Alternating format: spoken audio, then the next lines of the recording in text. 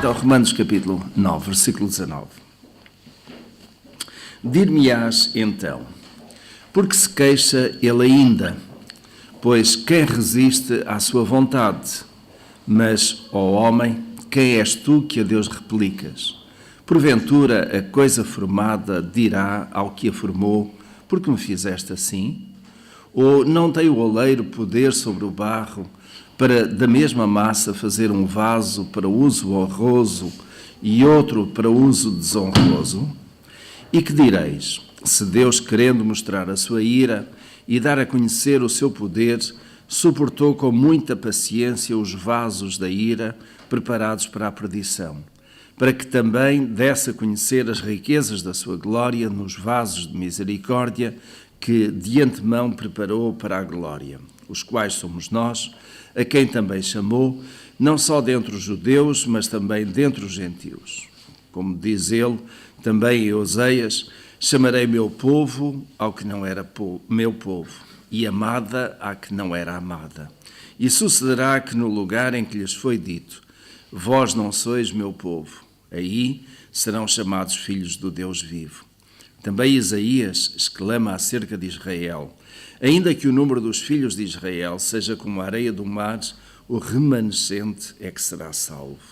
Porque o Senhor executará a sua palavra sobre a terra, consumando-a e abreviando-a.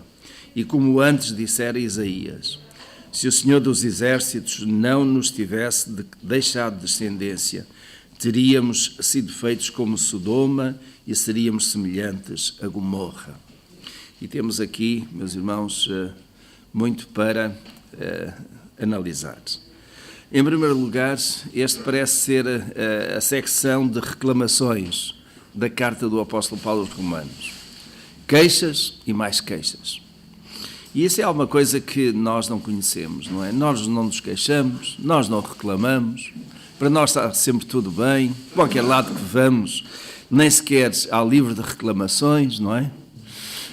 Hoje até é obrigatório nos vários estabelecimentos ter um livro de reclamações, porque se o cliente chegar e não ficar satisfeito com o atendimento ou com algum produto, tem direito a reclamar. E enquanto que até há uns bons anos atrás essa reclamação era verbal e não passava disso mesmo, nós reclamávamos ou as pessoas reclamavam e tudo ficava por aí. A partir de um determinado momento, então, entendeu-se que o consumidor tem direito a reclamar se alguma coisa não estiver bem. E então, pede o livro de reclamações. Os irmãos, com certeza, já se depararam com uma situação do género em que o funcionário ou funcionária está a desculpar-se, está a dizer que é mesmo assim, e quando alguém pede, então dê-me o livro de reclamações. Deixa estar, eu vou já tratar do assunto, não é? Com o livro de reclamações, só a palavra, de certo modo, assusta. E porquê? Fica registado, são 3,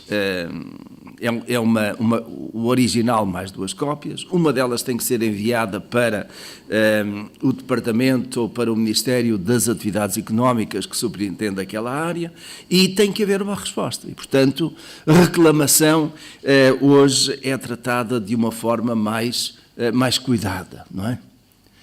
Mas o povo de Deus às vezes reclama muito.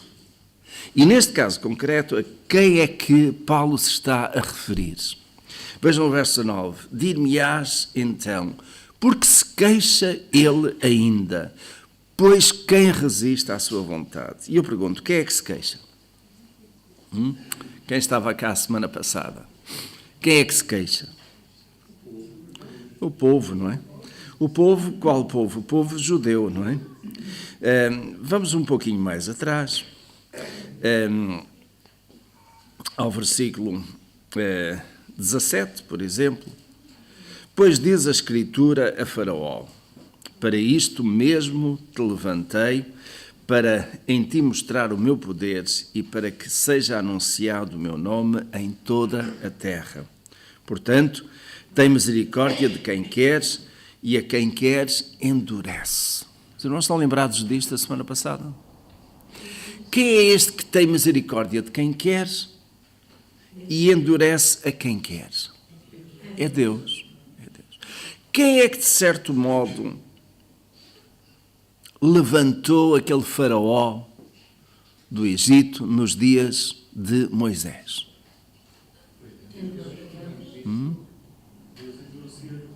Deus endureceu o coração.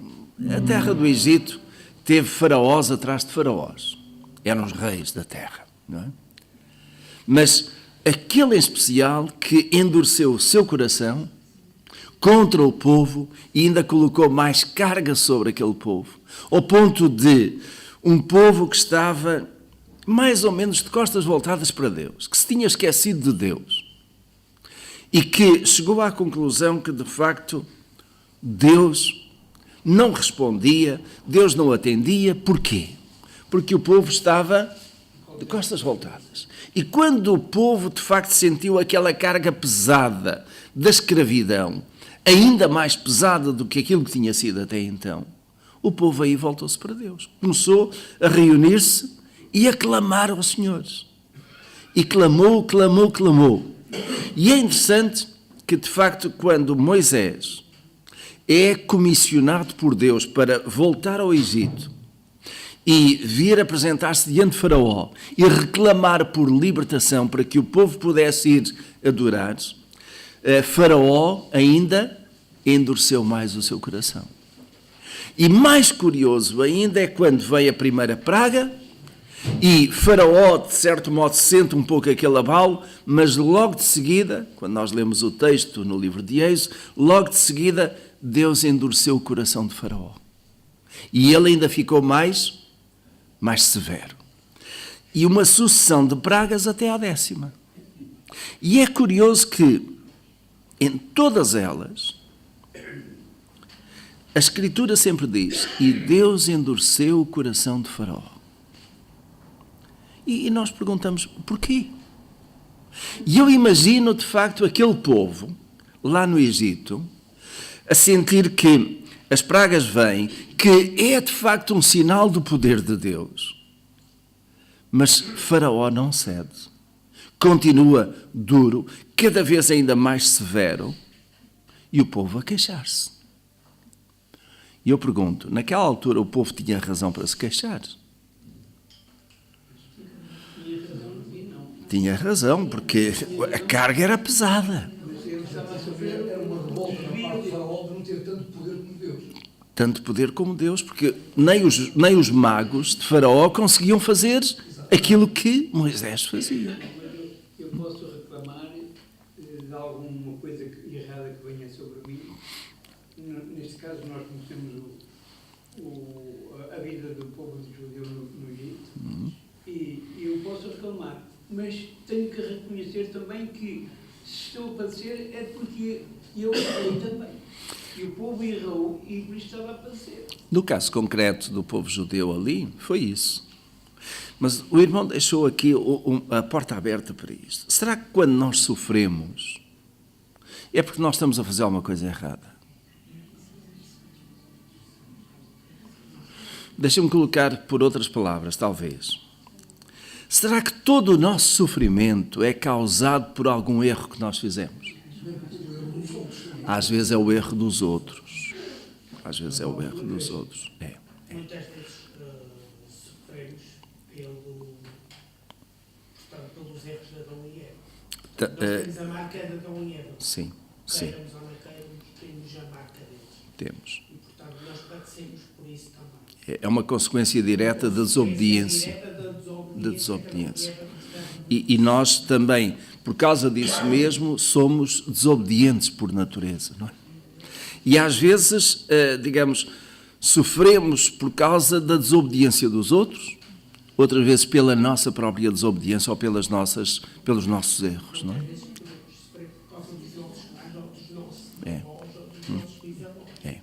Vem daí. Fez? Então vem, toca-nos. Irmã Cândida. Não é para fazer, como é que dizer, sobre a palavra, se eu estarei errada no meu pensamento. Deus endureceu o coração de Faraó. Eu acho assim, para Deus endurecer o coração, para mim, eu na minha ideia tenho que se Deus permite deixar a pessoa agir como ela entende, não impede que tal coisa aconteça, serei errada nesse pensamento meu? Creio que estou a entender o que a irmã está a dizer. Será que o mal que foi causado por Faraó foi culpa de Deus? Originou-se em Deus? Foi Deus que provocou Faraó para que ele ficasse mais duro e que descarregasse sobre o povo? O que é que os irmãos acham? Irmão Romualdo? Palavras que ele Sofremos porque nos acomodamos. Sim. Isto, nós sabemos porque é que o povo foi para o Egito. Foi por necessidade, por causa da fome. José foi à frente, depois foi a família toda por causa da fome. E passaram muitos anos. E o povo estava acomodado. E nunca mais ia regressar à terra prometida. Isto é o que eu penso. Nunca mais ia regressar. E Deus entendeu que era tempo de ele regressar à terra prometida. Porque estava a deixar-se influenciar pelos deuses da idolatria e por isso tudo. E então é a explicação que eu encontro para o endurecimento do faraó, do coração do faraó, que era para o povo se sentir humilhado e querer sair dali daquela terra para ir para a terra dele. Ok, vamos ver. Porque eu quero responder à irmã e depois fazer uma aplicação para nós hoje, não é? Eu creio que Deus usou no passado e continua a usar hoje, Deus é o mesmo, pessoas, situações, para nos serem adversas e nos chamarem à razão. Naquele tempo foi o caso de Faraó, no Egito, a escravidão. Mas o povo voltou à terra. Anos mais tarde, séculos mais tarde, o povo, na sua terra, a terra prometida, voltou a questionar Deus. Voltou a virar as costas para Deus, não foi? E dessa vez, o que é que aconteceu? Foi Faraó? Não. Foram os próprios reis. Lembram-se? A divisão dos reis que se gerou depois de Salomão, do reino do norte e do sul, e aquela sucessão de reinos mais adiante em que nós vemos que aquele rei fez o que era mau aos olhos do Senhor, o outro fez aquilo que era bom aos olhos do Senhor, mas foram mais aqueles que fizeram mal aos olhos do Senhor, e Deus foi mandando profetas. Aliás, aqui são mencionados 2 profetas, Oseias e Isaías. Foram profetas exatamente daquele tempo em que há uma chamada de atenção, há um apelo da parte de Deus para que o povo lhe seja fiel. Deixem-me só ir aqui ao versículo 25, que fala sobre Oseias. E isto sem depois considerar os outros. Como diz ele também, Oseias, chamarei meu povo ao que não era meu povo e amada à que não era amada. Os irmãos conhecem a história de Oseias. Oseias casou com uma mulher que era prostituta. E dela teve vários filhos que foram filhos da prostituição, certo? E digamos, a analogia que é feita, a comparação que é feita é que este Oseias representa, atenção, a palavra, representa Deus, e a mulher de Oseias representa quem? O povo de Israel. E digamos, é só uma representação, atenção. É Deus que ama a sua mulher. Quem é a mulher de Deus?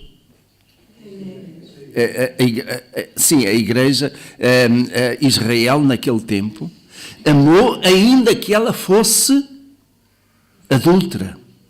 E qual é o adultério que nós encontramos no Antigo Testamento? Do povo de Deus. É o adultério espiritual. É ir atrás de outros deuses, certo?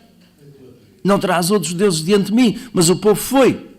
E reparem, lá no Egito, no tempo de Faraó, o povo seguia os deuses dos egípcios.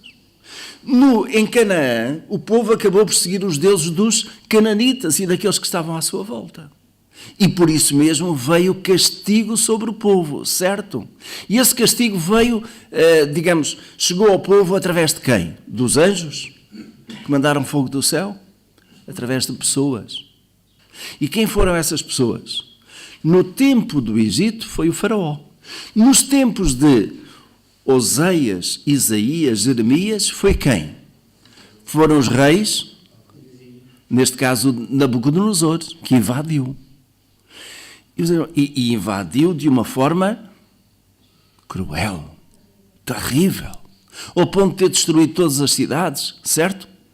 Ao ponto de o próprio templo em Jerusalém ter sido destruído e o povo ter sido levado cativo e esteve no cativeiro durante quantos anos? 70 anos.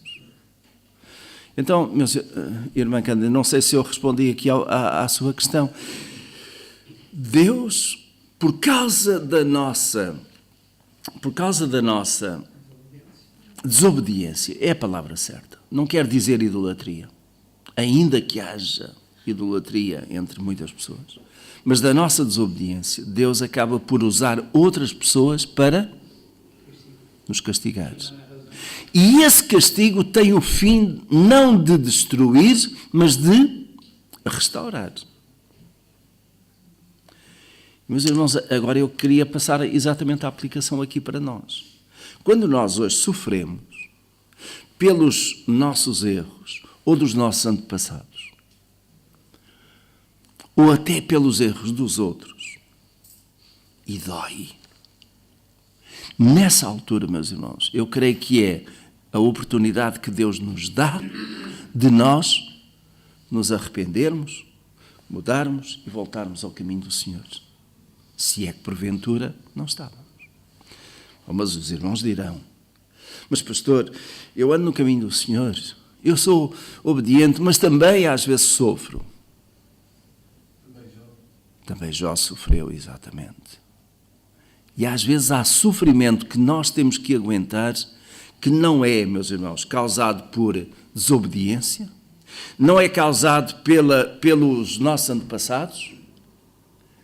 Às vezes, meus irmãos, é exatamente como João escreveu no capítulo 9 acerca daquele cego de nascença. Lembrai-vos. Quem é que pecou? Este ou seus pais para que nascesse cego? E a resposta de Jesus qual foi? Mas isto é para que se veja a glória de Deus. E, meus irmãos, o poder de Deus foi visto no Egito, o poder de Deus foi visto na Mesopotâmia, quando o povo foi liberto e voltou. O poder de Deus foi visto na vida daquele cego de nascença. O poder de Deus às vezes é visto na nossa vida também. Mesmo apesar das nossas fraquezas, das nossas imperfeições. Para a glória de Deus, não é? Agora, no meio de tudo isto, quando nós sofremos, meus irmãos, continua a ser, nós queixamos-nos, certo? Nós queixamos. A nossa queixa tem que ser uma queixa cuidada. Isto é, eu não posso queixar de Deus por tudo e por nada. Há crentes que queixam-se de Deus por tudo e por nada. Estão sempre a queixar-se. Oh Senhor, porquê é que isto me aconteceu? Porquê a mim?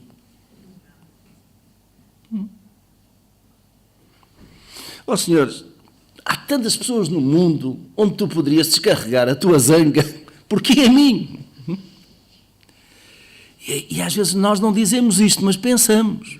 O diabo, de certo modo, é capaz de trabalhar a nossa mente para nos levar a pensar e a pôr em causa a bondade, a misericórdia e até o amor de Deus por nós. E se os irmãos notarem, no verso 18 deste capítulo, fala exatamente em misericórdia. Deus tem misericórdia de quem quer e a quem quer endurece. E aqui ainda na questão de endurecer, meus irmãos, eu gosto de ser muito prático. Hoje há pessoas no nosso, eu não digo no nosso meio aqui, mas há pessoas das nossas relações que até já andaram no caminho do Senhor e têm o seu coração endurecido. Tem o seu coração endurecido. E porquê? Por um lado, E depois, até quando é que esse coração vai ficar endurecido? Às vezes estão à espera que, de facto, Deus seja mais severo e que, de algum modo, faça cair sobre eles a sua ira. E é uma das coisas que nós vamos ver mais adiante da ira. Irmão Júlio, já tinha pedido aí há algum tempo. Quer contribuir alguma coisa? Gostaria muito de pactuar com a opinião da nossa irmã quando foi dito que Deus provoca ira. Eu sou apologista em defender os atributos do Senhor, um dos quais diz: Deus é amor. Deus, todos os atributos de Deus estão todos em função da criação humana. Porque a palavra Deus pôs a Faraó isto ou aquilo, para mim os termos devem ser corrigidos nesse aspecto. Deus permitiu para que isso acontecesse, para que algo à volta disso se desse, para que vissem o poder de Deus. Deus permitiu. Agora, Deus não incutiu a maldade em Faraó para simplesmente porque sabia que ia se dar um testemunho, permitiu. Portanto, é diferente o termo de Deus hoje. É a mesma coisa que em nós, se nós sofremos por algo que aconteceu, não fomos nós os causadores. Deus permitiu antes, para que depois, no futuro, se analisasse que de facto houve um erro, não em mim, mas sim no passado. Eu recomendaria que o irmão lesse Êxodo capítulo 7, 8, 9. Não, lê em casa, porque é grande. São as 10 pragas. E o irmão aí vai encontrar exatamente a expressão que Deus endureceu o coração de Faraó. Deus não colocou maldade no coração de Faraó. Está bem? Não permitiu. Deus endureceu o coração. Isto é, o coração de Faraó já estava duro, já estava determinado, e Deus, em vez de... Porque isto é importante, esta questão de endurecer. Tem a ver. O meu coração pode ser amolecido ou pode ser endurecido. Certo? Os nossos irmãos brasileiros têm uma expressão muito interessante. Quando alguém não se converte, ou uma determinada pessoa que vai resistir, ou se converte pelo amor ou pela dor. Já têm ouvido essa expressão. Ou é pelo amor ou é pela dor. E, meus irmãos, há certas pessoas que ficam tão impressionadas com o amor de Deus que abrem o seu coração. Mas há outros que são duros, que endurecem, têm o coração duro. A sua mente até está entenebrecida. Não é? E Deus, às vezes acaba por vir uma dificuldade, uma doença, e a pessoa, pela dor, quebra. E volta-se para Deus, não é? Então é a questão aqui do endurecer e do amolecer, se quisermos. Às vezes a dor faz com que alguém amoleça o seu coração, que era duro, resistente ao Evangelho, e se abre e se volte para Deus. Irmã Emília, depois o irmão... Não merecia, como o próprio Jesus disse. Hoje, se ouvirdes a minha voz... Não... Exatamente, não endurçais o vosso coração. Exatamente, é isso, bem observado. Não endurçais. Nós às vezes endurecemos o nosso coração, não é? E esta ideia de endurecer é porque eu vou resistir. Não é? Eu vou resistir. E Deus não quer que nós resistamos à sua palavra e ao seu amor, à sua misericórdia. Irmão António Santos. É verdade, é. E no fim dos tempos ele será um juiz e não será Deus de amor. Continuará a ter amor, não é? Mas não deixará de ser justo, não é? Quando nós disciplinamos os nossos filhos, devemos fazê-lo com justiça, mas também com o amor, não é? O amor. Vamos então aqui de novo ao nosso texto. Aliás, não saímos dele. considerar agora o verso 20. Mas, ó homem, quem és tu que a Deus replicas? E esta é a questão. Quem somos nós para nos queixarmos de Deus? Quem somos nós para reclamar de Deus? Este replicar é no sentido de desafiar Deus, querer contestar, querer argumentar com Deus. Quem somos nós? Não é? Nós somos criaturas de Deus. Criaturas, no nosso caso, filhos de Deus, não é? Salvos pela sua graça. E os versículos seguintes que ele tem, o verso 21 e 22, é no sentido de dizer que a coisa que é criada, que é manufaturada, não pode, digamos, dizer agora ao seu criador ou ao seu fabricante: olha, não quero que me faças assim, faz-me de outra maneira, não é?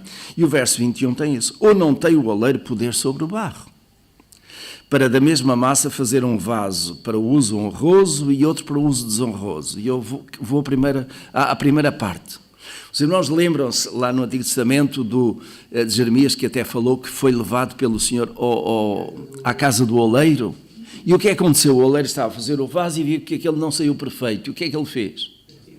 Partiu e fez outro. E nós temos até aquele cântico: quebra a minha vida, Senhor, fala de novo. Porque às vezes nós precisamos mesmo que aquilo que está duro, que está imperfeito em nós, seja quebrado. E quem é que quebra? Em nós, é o Espírito Santo, não é? Que nos faz sentir os nossos erros, que nos faz sentir as nossas deficiências, as nossas fragilidades. E às vezes, meus irmãos, não dá para pôr um remendo, não dá para pôr um penso. O melhor é fazer de novo. E quando nós endurecemos o nosso coração, às vezes Deus quebra-nos, exatamente aí. Mas quebra-nos não para nos deixar quebrados, para nos fazer de novo, não é? E isso, meus irmãos, esta questão da restauração que Deus opera em nós é coisa extraordinária, não é? Os irmãos vejam, irmão Romualdo, quando chegar assim perto das 10h15, dê-me só um sinalzinho, que não tenho aqui o relógio, e posso. 11h15. Eu creio que aquilo que é interessante é que, de facto, Deus deseja a nossa perfeição. E nesse processo de aperfeiçoamento, nós falamos, às vezes os torneiros mecânicos estão a fazer uma peça e aquilo tem umas arestas. E até se costuma dizer, limar as arestas. Porque aquela arestazinha, aquela pontinha que está ali é suficiente para a peça não funcionar em condições. Meus irmãos, a peça está boa, está moldada, mas tem ali umas arestas que precisam de ser limadas. E, digamos, a lima passa ali, esfrega. E quando esfrega, faz uma abrasão, não é? No nosso caso, faz doer. Mas aquilo é para o nosso aperfeiçoamento, para o nosso bem. Para que a peça que está aí, que somos nós, seja uma peça funcional, bem ajustada, em toda a engrenagem. E, meus irmãos, aqui deixem-me colocar as coisas neste modo, fazendo a mudança. Nós devemos ser uma peça bem afinada na engrenagem que é a igreja.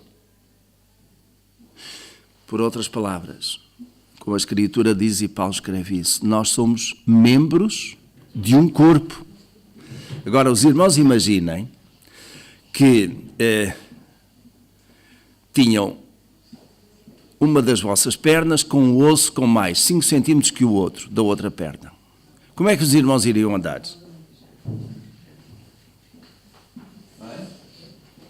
Às vezes nós vemos algumas pessoas assim, que ou são por nascença ou por algum acidente.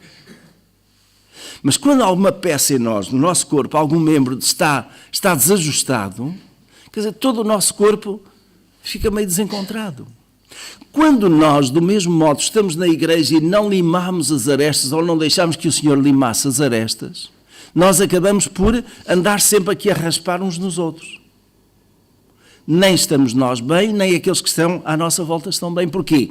Há sempre ali umas pontas ariscas que estão a esbarrar nos outros. E, meus irmãos, digamos, entrando aqui de novo no oleiro, o oleiro precisa de moldar-se a peça, torná-la bem ajustada, bem colocada no lugar. Sim, meu irmão. Ele diz que tirarei o coração de pedra, porém o Coração de carne, exatamente. O verso 22. E que direis? Se Deus querendo mostrar a sua ira... ainda no final do verso 21. No final do verso 21 tem: faz um vaso para uso honroso e outro para uso desonroso. E aqui, meus irmãos, não sei se pensaram sobre esta parte do versículo. Primeiramente, vamos considerar aquilo que é o oleiro a fazer vasos. E o oleiro faz vasos e alguns deles são para quê? Para colocar flores, até para colocar no altar, por exemplo. Mas há outros que são para quê? Colocar lixo. O lixo é um horroroso. E o oleiro fez os mesmos, não é? E eu daqui quase que vou para aquela situação de o carpinteiro que pega num pedaço de num tronco de madeira, corta ao meio, de um faz um Deus e do outro lança à fogueira. Digamos, esta mesma ideia, tudo tem a ver com o uso. E, meus irmãos, indo à questão do uso, qual é o uso que nós estamos a ter? Nós somos vasos desonrosos ou honrosos? Vasos para desonra ou para honra? E honra de quem? De Deus. E agora, meus irmãos, apliquem isso a vós. E eu tenho que aplicar a mim.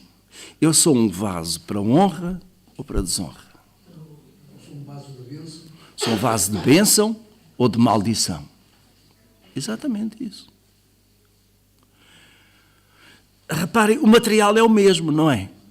A finalidade é que é diferente. E, meus irmãos, Deus fez-nos, criou-nos e salvou-nos para um propósito, não é? Estamos nós a cumprir esse propósito. Verso 22, então. E que direis? Se Deus, querendo mostrar a sua ira e dar a conhecer o seu poder, suportou com muita paciência os vasos da ira, preparados para a perdição. É lá. Este versículo merece que nós mergulhemos aí. Então, vejam isto. Se Deus, querendo mostrar a sua ira, Deus tem prazer em mostrar a sua ira? Não. Mas Deus mostra a sua ira. Mostra a sua ira quando ou porquê? Quando está descontente com nós. E Deus fica descontente com nós assim por tudo e por nada? O que é que mais provoca Deus à ira? É o pecado, sim, mas o pecado que tem a idolatria. A idolatria é a coisa que mais abomina ao Senhor.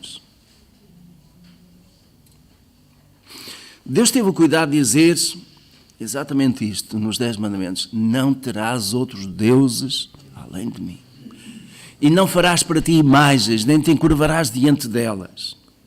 E quando o homem tem outros deuses e se curva diante deles, e faz imagens e se curva diante deles, nessa idolatria está a provocar Deus à ira. E foi isso que fez com que o povo ficasse lá no Egito mais tempo do que aquilo que seria devido, mais tempo do que foi o tempo da fome, porque o povo logo se apegou aos deuses dos egípcios e abandonou Deus, virou-lhe as costas. E, meus irmãos, isto é bom de ler, nós meditamos, falamos, mas nós não podemos deixar de fazer a radiografia espiritual da nossa vida e considerar: será que eu estou a deixar que alguma coisa ou alguém se interponha entre mim e Deus? Não será que eu estou a ser idólatra em alguma coisa que eu faço e que já faço até por rotina e que não dou conta de que é uma ofensa a Deus? É um exame que cada um de nós tem que fazer. Eu não estou a olhar para os irmãos e a ver a radiografia, mas estou a dizer, eu tenho que fazer a minha radiografia, mas como pastor também tenho que ajudar os irmãos a fazerem a vossa, não é? Cada um de nós dá contas a Deus. Eu tenho que dar contas a Deus por todos vós. E por isso mesmo o alerta, não é? Mas nós precisamos sempre de refletir em cada dia. Será que eu estou a dar a Deus o primeiro lugar? O lugar no trono da minha vida? Ou o que é que está lá? Não é? E aquilo que provoca Deus a ira. Depois diz assim, suportou com muita paciência os vasos da ira. Primeira pergunta, quem são esses vasos da ira? Que Deus suportou. O povo, sim, o povo judeu. É. O povo judeu que desafiou Deus. Tanto lá no Egito, também no deserto, depois de ter experimentado e visto o poder de Deus, continuou a desafiar, e vejam logo, Moisés subiu ao monte para Deus lhe entregar os 10 mandamentos, e o povo cá embaixo o que é que fez? Logo um bezerro de ouro. Não aprendeu. E pior que tudo, o sumo sacerdote, que era Arão, e os levitas, os que estavam com ele, ainda foram mais nessa. Quando chegou o tempo de Isaías, de Oseias, de Jeremias, etc., que o povo estava para ser levado para o cativeiro, o povo também não aprendeu. E, meus irmãos, é tudo isto que provoca Deus a ira. Felizmente para nós, que Deus não nos trata segundo aquilo que nós merecemos. E é aí que entra uma coisa extraordinária. É a misericórdia de Deus. Mas, meus irmãos, nós não podemos abusar da misericórdia de Deus, nem da paciência de Deus, que a paciência de Deus também tem limites. Ele é longânimo, não é? Mas a paciência também tem limites, não é? Para ele. E depois está aqui, preparados para a perdição. Ou seja, muitos judeus, e os irmãos vejam isto, têm ideia, eu não vou fazer mais perguntas, tenho que seguir, mas os irmãos têm ideia de quantas pessoas saíram do Egito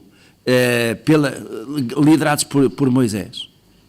Centenas de milhares. Quantos chegaram à terra prometida? Desses, 2. Moisés foi levado à presença de Deus, mas foram Josué e Caleb. Os outros ficaram pelo caminho. Porquê? Porque naquele processo eles acabaram por... Diga. Se perderem. São os tais que estavam preparados para a perdição. Agora, estes preparados para a perdição, um pouco cuidado aqui. Quer dizer que Deus já os tinha destinado para eles estarem perdidos? Não, eles é que escolheram, eles é que se perderam. A escolha é nossa. Eu acho que o povo também tinha muita falta de convicção de Deus. Era muito terceiro à maneira de Deus. Era. Olhavam sempre para o seu jeito. Não olhavam para o céu. Quando estavam aflitos, voltavam-se para Deus. Quando tudo estava bem, deixa andar.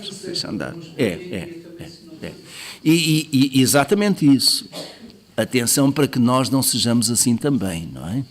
Nós seguimos a Deus por interesse, seguimos a Deus quando as coisas nos correm mal, como o povo diz, lembramos de Santa Bárbara quando faz trovões? Ou nós respondemos como Pedro respondeu, Senhor, para quem iremos nós? Tu tens as palavras da vida eterna.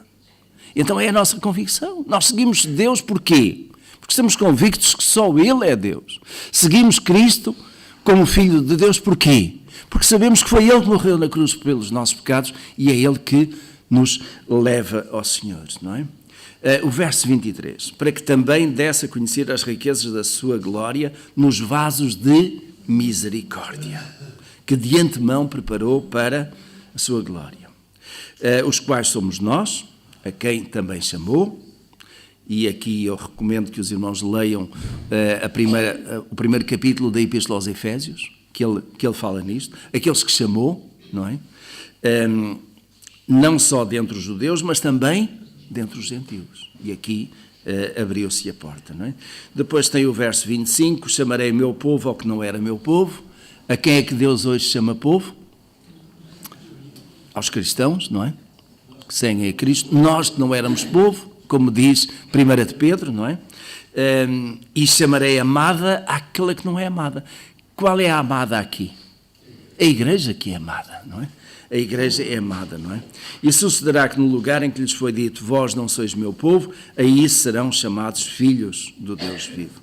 E depois Isaías. Isaías tem aqui no verso 27, digamos, uma parte que é muito interessante, que eu vou tomar 2 minutos, está bem? Mas que é muito interessante. Não sei se os irmãos leram e se ficaram a pensar nisto. Também Isaías clama acerca de Israel. Acerca de Israel, reparem. Ainda que o número dos filhos de Israel seja como a areia do mar, isto é uma referência a quê? Abraão, exatamente. Tua descendência será como as estrelas do céu, a areia do mar. Então, o número dos filhos de Israel é como a areia do mar, não é? O remanescente é que será salvo. E eu pergunto, que remanescente é este? Aquele que permaneceu firme. Pergunto eu, hoje há remanescente? Quais são? Quem é? Quando Jesus está na terra, deixará porventura fé? Sim, mas concretamente do povo judeu. Do povo judeu. Este remanescente aqui é remanescente de onde? Do povo judeu. Não está a falar dos gentios agora. Não é? Está a falar dos filhos de Israel. Dos filhos de Israel, muitos estão perdidos. E estão perdidos porquê? Não aceitam Jesus como Filho de Deus, como aquele que é o Salvador. Eles ainda hoje estão à espera do Messias. Ainda hoje estão no ano 5000 e tal, porque contam desde Abraão e Jesus entrou na história, mas entrou e saiu. Para o judeu que está à espera do Messias, Jesus não foi mais do que um impostor. Por isso mesmo é que os daquele tempo o crucificaram, certo? Mas há um remanescente. E esse remanescente qual é? São aqueles que, já nos dias de Jesus, e daí para diante, aceitaram Jesus como sendo o Filho de Deus, o Messias. E vão ao Pai através de Jesus. São os chamados judeus messiânicos, que aceitam Jesus como sendo o Messias. Há igrejas hoje de judeus, crentes em Deus, naturalmente, mas também que aceitam Jesus como o Filho de Deus, tal como nós. Tal como nós. A grande diferença é que muitos de nós têm um fundo católico e eles têm um fundo judeu. Mas eles creem no mesmo Deus, aceitam o mesmo Jesus do mesmo modo que nós. E são salvos não por serem da descendência de Abraão, mas por crerem em Jesus Cristo. Então, este é o remanescente. E este remanescente vai estar aonde? Vai estar lá no céu, conosco. Vai estar na presença de Deus do mesmo modo que nós estaremos. E aqui completando também todas as tribos, todos os povos, todas as raças, não é? Então, esse é o remanescente. E o verso 28, terminamos aí, porque o Senhor executará a sua palavra sobre a terra, consumando-a e abreviando-a. E esta ideia de abreviar é que se aqueles dias não forem abreviados, até os escolhidos se perderiam, não é? Do sermão profético de Jesus. E o verso 29, e como antes dissera Isaías, se o Senhor dos Exércitos não nos tivesse deixado descendência, teríamos sido feitos como Sodoma e seríamos semelhantes a Gomorra. Porquê? O que aconteceu com Sodoma e Gomorra? Foram destruídos. E destruídos por causa de quê? Do pecado da idolatria, não é? Meus irmãos, vamos terminar.